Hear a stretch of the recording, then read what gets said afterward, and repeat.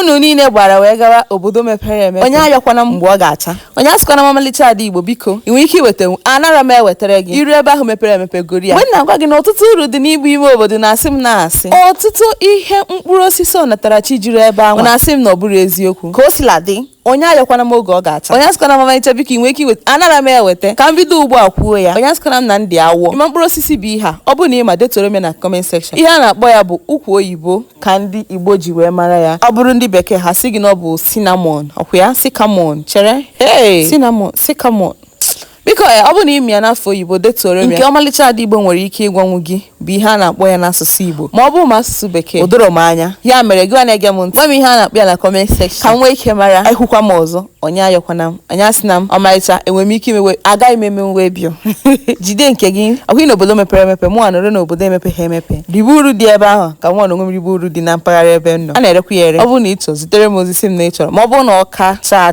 ọ ka na-amị na-ebu ugbu a ọkabụ ọ chabekwa mana ọ bụrụ na o mee m ga-ezitekwara gị ozi si na omego ka ị nwee ike ọ bụrụ na ị chọrọ m butere gị ya mere gị wee bio maka na nwere mgbe m ga-eji wee rachacha ihe a niile ọ bụrụgodị na m bụ onye anyị m aracha nwe ya mere ka ọ dị ka emesịa anyị.